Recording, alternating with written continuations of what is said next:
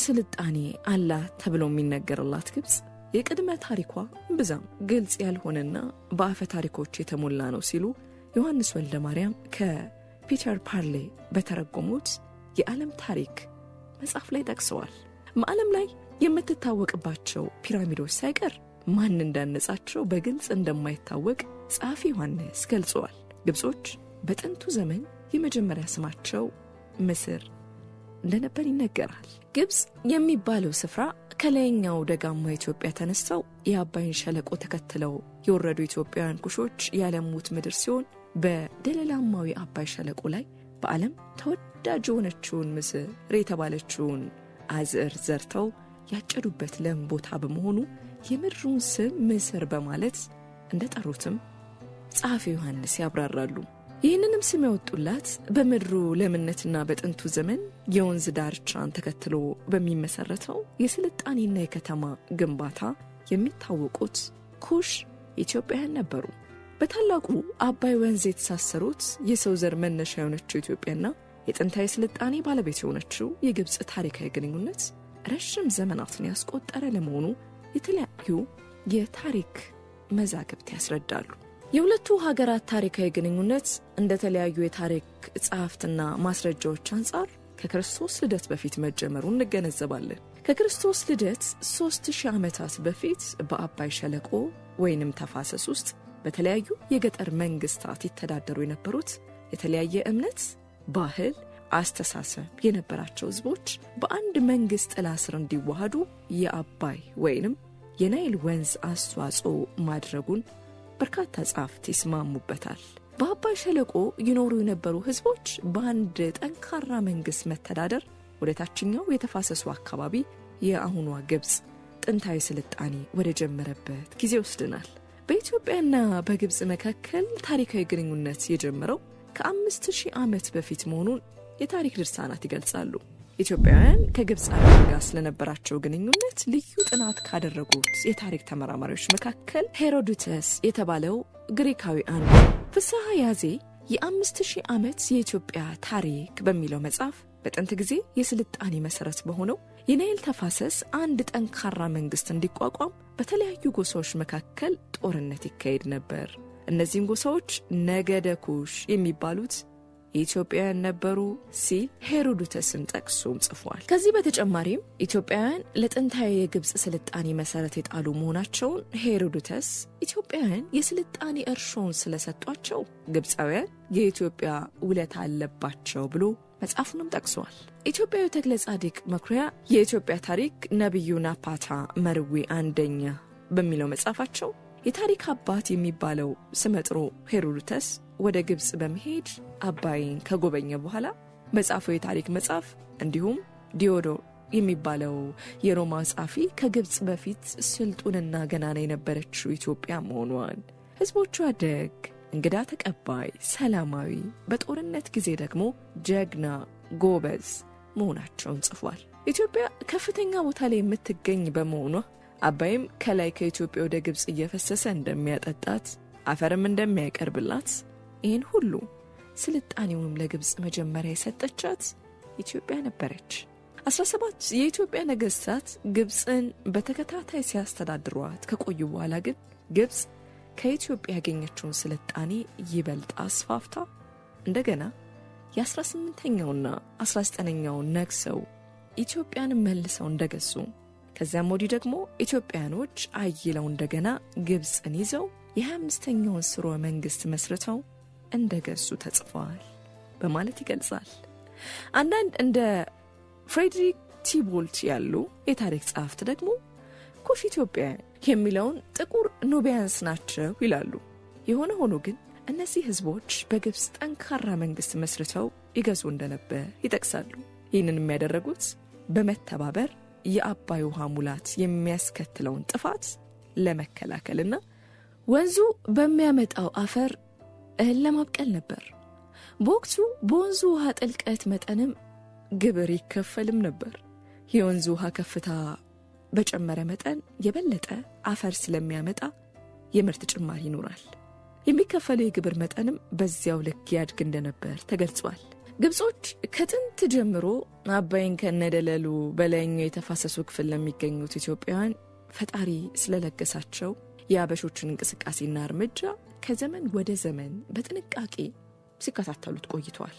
በአክሱማውያን ዘመን መንግስት ከ100 እስከ 800 ዓመተ ምህረት የነበሩ ዶክመንቶች ከክርስቶስ ልደት በኋላ በኢትዮጵያና በግብጽ መካከል ግንኙነት መቼ እንደተጀመረ ያመለክታሉ። በእነዚህ መረጃዎች መሰረትም በሁለቱ ሀገራት መካከል ተቋማዊ ግንኙነት የጀመረው የአክሱም ንጉስ ኢዛና በ330 ዓመተ ምህረት የክርስትና ሃይማኖትን መቀበሉን ተከትሎ ነበር። የኦርቶዶክስ ተዋሕዶ ክርስትና ሃይማኖት ወደ ኢትዮጵያ ከገባበት ጊዜ ጀምሮ ከዛ ጳጳሳቱ በኢትዮጵያ ይሾሙ የነበሩት በግብጽ የኮፕቲክ ኦርቶዶክስ ሃይማኖት፣ ግብጽ በወቅቱ የክርስትና እምነት ተከታይ ነበረች። ፓትርያርክ አማካኝነት ግብጻውያን ነበሩ። ለ1600 ዓመታት ያክልም በኢትዮጵያ ግብጻውያን ጳጳሳት ነበሩ ቤተክርስቲያኗን ይመሩ የነበሩት። ጳጳሳቱ በኢትዮጵያ ይሾሙባቸው በነበሩ በእነዚህ ሁሉ ጊዜያት ከበስተጀርባ የግብጽ ነገስታት ተጽዕኖም ነበር። ይህ ማለት በወቅቱ ይሾሙ የነበሩት ጳጳሳት ታዲያ ከሃይማኖታዊ ባሻገር ፖለቲካዊና የሀገራቸውን ተልዕኮ ይዘው በኢትዮጵያ ላይ ተጽዕኖ የሚያሳድሩ እንደነበሩ blogafrica.allafrican.com በተባለ ድረገጽ አንድሪው ካርልሰን የተባለ ጸሐፊ አስፍሮታል። ከክርስቶስ ልደት በኋላ በዚህ መልኩ የተጀመረው የግብጽና የኢትዮጵያ ግንኙነት ታሪክ ሰላማዊ በሽኩቻም የታጀበ ነበር። በሁለቱ ሀገራት መካከል ለነበረው የሽኩቻና ግጭት ዋና ምክንያቶች ደግሞ በሃይማኖታዊና በአባይ ወንዝ ጉዳዮች የሚያጠነጥኑ ናቸው። እንደ አውሮፓውያኑ በ6040 ግብጽ በወቅቱ የእስልምና ሃይማኖትን በሚያስፋፉ ኃይሎች ስር ወደቀች። አብዛኛው የሀገሪቱ ህዝብና መንግስትም እስልምናን ተቀበሉ። በዚያ ጊዜ ኢትዮጵያ አሌክሳንድሪያ ውስጥ ከምትገኘው የኮፕቲክ ኦርቶዶክስ ጋር ያላትን ግንኙነት ቀጠለች። በማንኛው በቤተ ክርስቲያኗና አማኞች ላይ የሚደርሰውን ተጽዕኖ በመቃወምም ለቤተ ክርስቲያኗ ያላትን ወገንተኝነት ታንጸባርቅ ነበር። ከዚህ ባሻገር ደግሞ ከግብጽ ተሹመው የሚወጡ ጳጳሳትን በጥርጣሬ መመልከት ጀመረች። በእርግጥ ግብጽ እስልምናን የተቀበለች ሀገር ሆና እያለ ወደ ኢትዮጵያ የክርስትና ጳጳሳትን እንዲላኩ መፍቀዷ ከሃይማኖት በላይ የሆነ ተልዕኮ እንዳላስ የሚያመላክት እንደነበር አንድሪው ካርልሰን ገልጾታል። እስላማዊቷ ግብጽ ኢየሩሳሌምን በተቆጣጠረችበት ወቅት በኢየሩሳሌም ከተማ የሚገኘው የኢትዮጵያን ክርስቲያኖችን የማምለኪያና መኖሪያ ቦታ በመቆጣጠር ኢትዮጵያውያንን አስለቀቁ። በእነዚህና መሰል የግብጽ ድርጊት የተበሳጩት የኢትዮጵያ ነገስታት የአባይን ወንዝ እንደ ማስፈራሪያ በመጠቀም የፖለቲካ የበላይነት ለመያዝ በተለያዩ ጊዜያት ይሞክሩ ነበር። ከ12ኛው ክፍለ ዘመን ጀምሮ ክርስቲያን የኢትዮጵያ ነገስታት ከግብጾች ጋር ሃይማኖታዊ ግጭት በገቡ ቁጥር የአባይን አቅጣጫ እናስቀይሯለን እያሉ ያንገራግሩ ነበር ሲል ሁኔታውን በተመለከተ አንድሪው ካርልሰን ጽፏል። በፊትም የወንዙ መጠን በተፈጥሮ የዝናብ እጥረት ምክንያት ሲቀንስ እንኳን የኢትዮጵያን ተንኮል አለበት ብለው ያምኑ የነበሩት ግብጾች የውሃው የተለመደ ጉዞ እንዳይሰናከል የኢትዮጵያ ነገስታት ይማጸኑም ነበር ሲሉ ለአባይ ውሃ ሙግት በሚለው መጽሐፋቸው ኃይሉ ወልደጊዮርጊስ ጽፈዋል። በ14ኛው ክፍለ ዘመን በግብጽ ውስጥ የነበረ አልናስር መሐመድ የተባለ አንድ ሱልጣን የግብጽ ኮፕቲክ ኦርቶዶክስ አማኞችን መግደልና ቤተክርስቲያኖቻቸውን ማጥፋት ይጀምራል።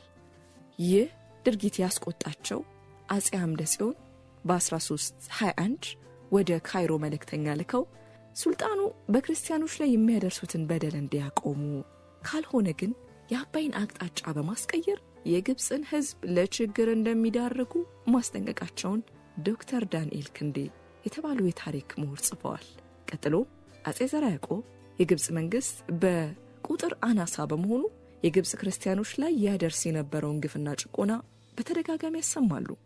በዚህም የአባይ ወንዝ የውሃ ፍሰት አቅጣጫን ቀይሬ ወደ ግብጽ እንዳይፈስ አደርጋለሁ እያሉ የግብጽ መንግስት ከድርጊቱ እንዲቆጠብ ንጉሱ ያስጠነቅቁ እንደነበር ጻፊው ተርከዋል። በግብጽ በኩልም በተመሳሳይ መልኩ አባይን ለመቆጣጠርና ኢትዮጵያ ላይ ፖለቲካ ጫና ለማሳደር የተለያዩ እንቅስቃሴዎች ማድረጓን የታሪክ መረጃዎች ያመለክታሉ። አንድሪው ካርልሰን ይህንን በተመለከተ ግብጽ ኢትዮጵያ ውስጥ በሃይማኖት ምክንያት ግጭት እንዲፈጠርና ኢትዮጵያ እንድትተራመስ ራሳቸው ኢትዮጵያን ተጠቀም ነበር። ለዚህም እንዳብነት በ16ኛው ክፍለ ዘመን በግራኝ አህመድ ወራሪነት የተከፈተው የኢትዮጵያ ሙስሊሞችና ክርስቲያኖች ጦርነት የግብጽ እጅ አለበት በማለት ጠቅሰዋል። በአጠቃላይ እስከ 19ኛው ክፍለ ዘመን መጨረሻ ድረስ ሊቃውንትም ሆኑ የመልካም ምድር አጥኚዎች ኢትዮጵያ ግብጽን ከምድረ ገጽ ለማጥፋት ጥቁር አባይን ወደ ቀይ ባህር ወይም ወደ ሌላ ቦታ ለመጥለፍ ትችላለች የሚል አስተሳሰብን ያራምዱ ነበር። ቢኒያም መስፍን በኩር ጋዜጣ ግንቦት 16 2013 ዓ.ም ካሰፈረው እትሙ ላይ በጥቂት ወስደን አካፈልናችሁ። ታሪኩን ከወደዳችሁት ቻናላችንን ላይክ፣ ሼር፣ ሰብስክራይብ በማድረግ ተቀላቀሉን። እናመሰግናለን።